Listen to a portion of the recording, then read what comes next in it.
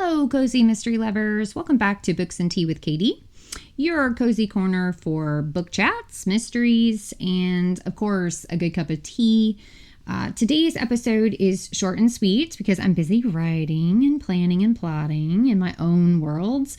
But today I want to talk about some of the most beloved and really irresistible paranormal cozy mystery tropes that we secretly or not so secretly love.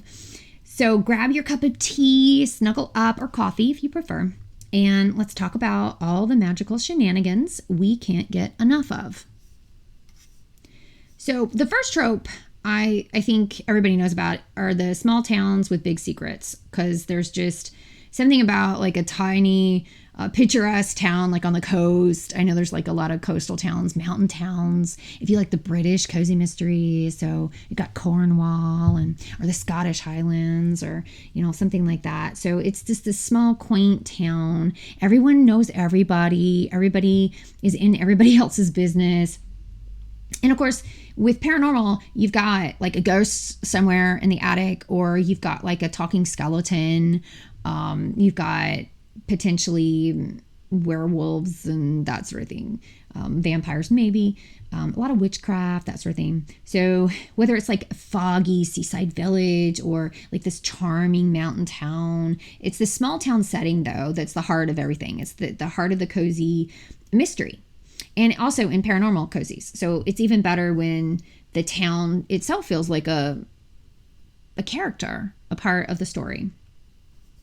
So number 2, I said this would be quick today. Number 2, we have supernatural sleuths. Okay, so this again is like witches. Sometimes you get like warlocks. I do that. I've got a book coming out that has like a warlock, like a sorcerer. And psychics, definitely. I do that too. And even the occasional, like I said, vampire, maybe vampire detective, maybe you got a werewolf in there somewhere. It just gives that magical, feel or vibe to it. And again, like we have a sleuth, maybe like the psychic has an extra sixth sense or like this magical ability that complicates, and well, sometimes it can help the amateur investigation. So supernatural sleuths is another. Then we have, the furry familiars and magical pets. I love this because I love animals, all kinds of animals. So from like talking cats, you've got telepathic wolves, you've got wisecracking owls. Paranormal cozies are just packed with adorable, grumpy, cranky, loving, and often opinionated animal companions, like familiars. So whether they're offering like snarky advice or they're trying to help sniff out some clues, magical pets are literally non-negotiable. For me, I absolutely love them. I love it when they're included. And it's really cool to see them on the book covers too.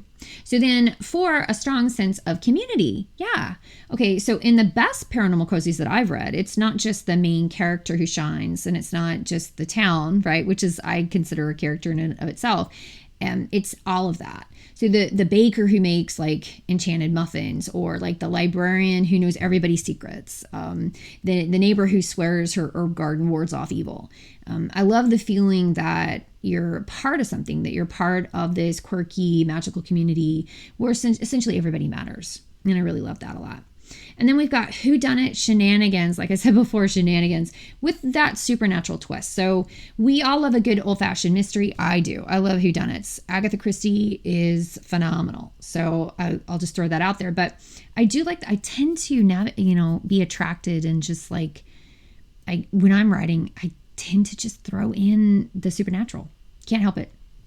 So like if it's like a magical book or in a library or a cursed locket, a vengeful spirit, right? Like ghost, a hexed, I don't know, pie, like a hex pie eating contest. Yeah, I love that. You've got me. You snag me. I'll read your book. The paranormal twists make the puzzles even more fun. It's just fun to solve. And there's always that like extra dash of like mischief at play, mystery, magic. I love magic. Can't help it. So those are the 5 that I really love. For my May reading list, in addition to some of the others that I plan to review. I really found these and I really, really want to read these. So number 1, I've got The Mystery in the Margins, a cozy mystery, Havenwood Paranormal Cozy Mysteries, book 1 by L.L. Gray. And I'll just read the blurbs. I've got 5, so sit back, sip your tea. It starts with a quaint bookshop, a sprinkle of magic, and a dash of mystery. Harper Sullivan yearns for a place to call home, preferably with a delightful bakery nearby. When news arrives that she's inherited her great-grandmother's bookshop in the charming town of Havenwood, love that, Harper eagerly seizes the chance. Unbeknownst to her, the quaint bookshop carries more than just shelves of stories. It harbors inherited mysteries and a touch of magical mayhem. But instead of the cozy haven she envisioned, Harper finds herself entangled in inheritance drama, a surprising cousin rivalry, and a daring book thief on the loose. Can she use her wits and witchy powers to untangle the mystery and safeguard her dreams from unraveling before they even begin? Crack the case today, grab your copy, and solve the mystery. Okay, so that just sounds really cool. I can't wait to read it. And my TBR list is just growing by leaps and bounds, but this is definitely on it. Again, it's The Mystery in the Margins by L.L. Gray. Another one that I found that I can't wait to read is Good Bad Witch, a cozy witchy mystery, Good Bad Magic Book 1 by Isa Medina. It's hard being a good witch when your clients want bad magic. I'm a witch, not a powerful witch mind, but as Grandma liked to say, it's all in the kindness, not the power. Grandma is gone now, but her dream of having a witch shop lives with me. So when the opportunity to run my own shop presents itself, I move across the country to take it. No questions asked. But maybe I should have. The sexy local bounty hunter shifter thinks I'm up to no good. My clients keep asking me to use forbidden dark magic, and someone's trying to sabotage my shop. Probably the same someone who reported me to the witch council and left a dead body in my bathtub. Ha! Joke's on them. As Grandma also used to say, it's nothing a positive attitude, excellent cleaning supplies, and the complete annihilation of whoever has it in for me can't fix. Paraphrasing, join Hope in her quest to save her shop in the urban fantasy world of good, bad magic featuring witches, shifters, demons, one sexy bounty hunter, and all kinds of magical creatures. Full of humor, banter, plenty of heart, and a slow burn romance. Love it. Perfect for fans of K.M. Shea, Annabelle Chase, and Annette Marie. That sounds fun. I love that. Okay, so the third one on my list is Mediums and Murder, a paranormal cozy mystery, Prickly Pear Psychic Mysteries, Book 1 by L. Wren Burke. And Wren with a W, W-R-E-N. So one body, two psychics, and a tangled web of secrets and grudges have arrived in the sunny desert town of Prickly Pear, Arizona. Love that name. Okay. Alara leads a safe and snug life, but she has a secret. She has psychic powers that scare the hippos out of her. They've gone wonky before, so now she only uses them for the most important purpose. Listening to her dogs, ask for more treats, of course.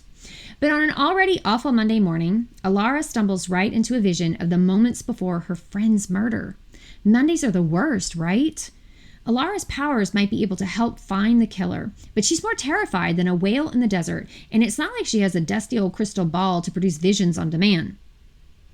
Just as she's feeling completely befuddled, Alara's long-lost aunt arrives to tell her they both come from a long line of psychics, and she has experience investigating. Deciding to dip her toe into the case, Alara discovers one of the officers involved is her best friend's brother, who's much hunkier than the last time she saw him.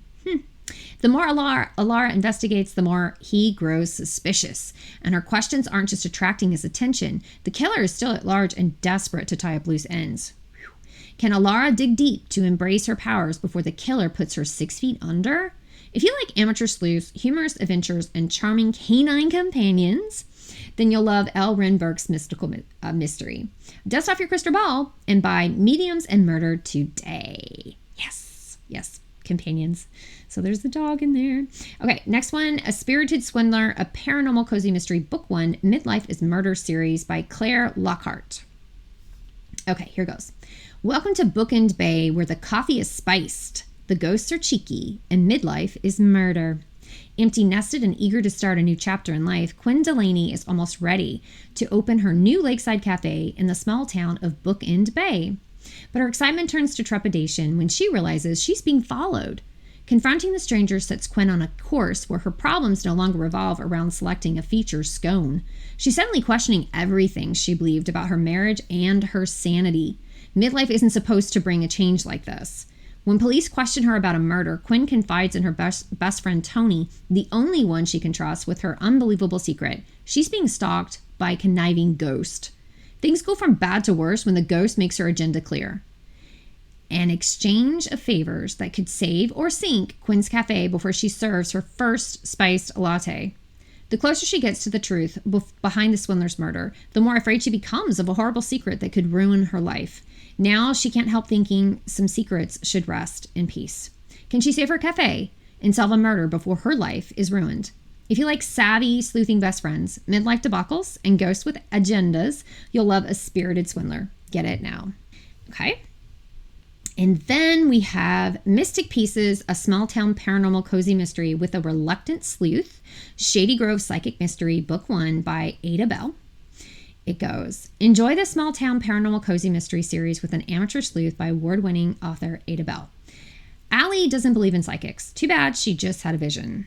Between finishing her biology degree, taking care of her nephew, and starting a new job at the antique store while drooling over the owner's gorgeous son, Allie has no time for visions. But when cranky customer Earl is killed, and Allie's new boss, Olive, is the prime suspect, she must use her newfound power to save the only person who understands Allie's gifts. Who hated Earl enough to kill? Police would rather make an arrest than investigate, so it's up to Allie to clear Olive's name. This small town is reeling from the first murder in decades. If Allie can get her hands on the right object, she'll know what happened. Can she learn to control her visions before the killer sets their sights on her? Welcome to Shady Grove, where science meets seances. Love that. Mystic Pieces is the first book in the Shady Grove Psychic Mystery series, which is perfect for readers who like small towns, antiques, supernatural sleuths, and slightly nerdy STEM heroines. Yes, go for STEM. Okay, really nerdy heroines, she says. Fans of Stella Bixby, Annabelle Chase, again, Amy Boyles, Lily Harper Hart, and Samantha Silver will be captivated by the secrets of Shady Grove. Buy now and join Allie on a suspense-filled journey to prove her boss's innocence. That sounds good to me. Okay, the last, but certainly not the least, I love this author, love this author, The Ghost and Mrs. McClure. It's the Haunted Bookshop Mystery series. This is the book 1. It's by Alice Kimberly, but that's a pen name for Cleo Coyle. It goes, young widow Penelope Thornton McClure and her old aunt Sadie are making ends meet by managing a mystery bookshop, a quaint Rhode Island landmark rumored to be haunted. Pen may not believe in ghosts, but she does believe in good publicity, like nabbing Timothy Brennan for a book signing. But soon after, the best-selling thriller writer reveals a secret about the store's link to a 1940s murder, he keels over dead. And right in the middle of the store's new community event space. Who gives Mrs. McClure the first clue that it was murder? The bookstore's full-time ghost? A PI murdered on the very spot more than 50 years ago. Is he a figment of Penn's overactive imagination, or is the oddly likable fedora-wearing specter the only hope Penn has to solve the crime? You can bet your everlasting life on it. So those are the books that I plan on reading in the month of the beautiful month of May. I hope maybe some of them, if you haven't read them, you'll consider. And if you have read them, tell me, please contact me. And you can write me at Katie Upton, author at gmail.com, or you can do Katie at katieuptonbooks.com. Let me know. I really want to know. So those are my top five cozy paranormal mystery tropes. Obviously that we all, I think, secretly adore. So they got the small towns, magical sleuths, furry friends, tight-knit communities, and of course, ghostly whodunits. And of course, the books that I plan on reading. And if I missed one of your favorites, I'd love to hear about it because I'd love to read it. So send me a message, like I said, leave a comment, that too will work. And if you're craving more cozy reads and, of course, paranormal adventures, be sure to follow Books and Tea with Katie so you don't miss an episode. I've got more book reviews, recommendations, and chats coming your way very soon. So until next time, happy reading and stay cozy, my friends. We'll talk soon.